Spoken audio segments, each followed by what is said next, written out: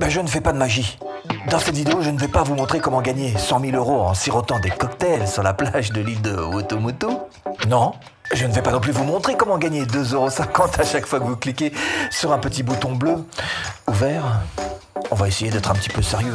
J'ai été freelance. Pendant 15 ans, j'ai eu mon agence conseil en communication. Ça fait 5 ans que je vis de mes formations en ligne. Et pour y arriver, j'ai pas suivi le chemin que je vais vous montrer. Et non, mais j'aurais bien aimé qu'on me le montre.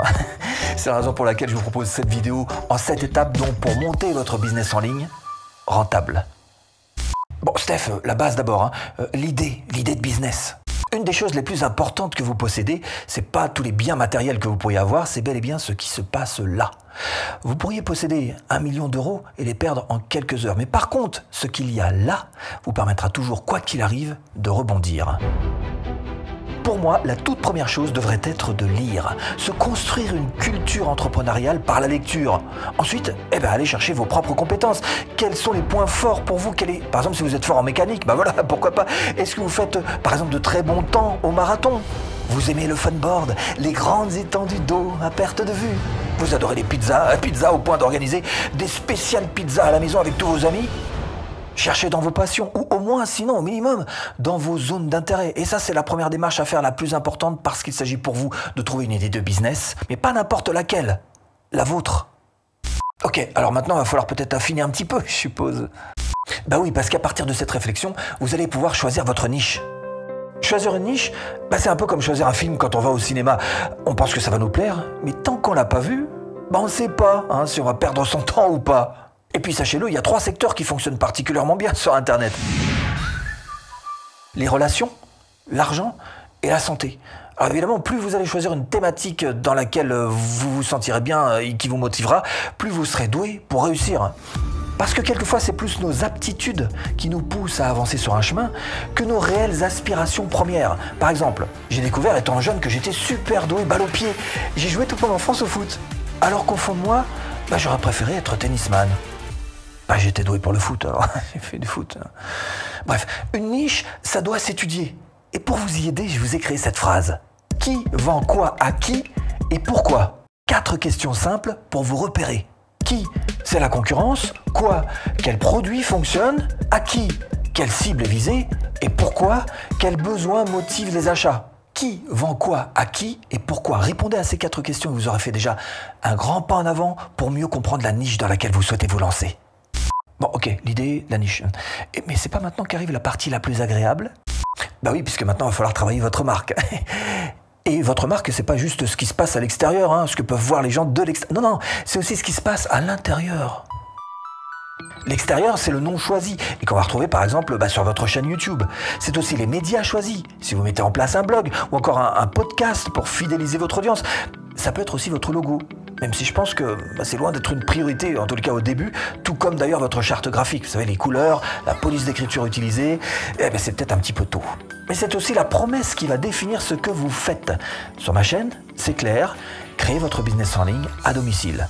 Tout ça, c'est la partie émergée de l'iceberg. Maintenant, il y a aussi ce qui se passe à l'intérieur de vous, votre mission, votre manifeste. Où vous allez pouvoir définir qui vous êtes, ce que vous faites et pourquoi vous le faites. Bien sûr, arrivera le moment où vous allez devoir créer du contenu et où est-ce que vous allez devoir le créer. Alors, vous voyez que là, ces premières étapes qu'on a mis en place, vous êtes dans ce cas-là extrêmement utile, si vous les avez suivies. Maintenant que j'ai avancé sur ma marque, on crée un produit, je suppose. Enfin, quand on dit un produit, ça peut être un produit physique, un produit numérique, un service, tout quoi. Sauf qu'avant de se lancer, on va d'abord chercher à créer le contour de notre produit. Et pour ça, on va s'aider du MVP, le Minimum Viable Product. Alors en français, c'est juste créer un produit minimum viable. Et c'est le livre d'ailleurs Lean Startup qui a popularisé ce concept.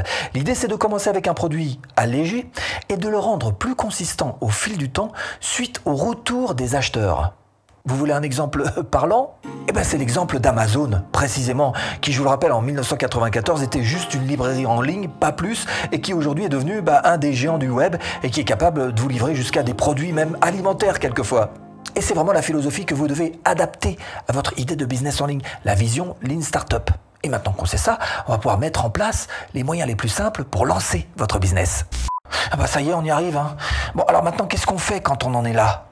idée, niche, marque, produit. Hein, on n'a pas fait tout ce bon travail pour tout lâcher au dernier moment. Hein. Maintenant, il va falloir penser comment est-ce qu'on va pouvoir mettre ça en pratique et de la manière la plus simple qui soit. Alors la manière la plus simple qui soit, c'est tout simplement en allant directement sur les places de marché.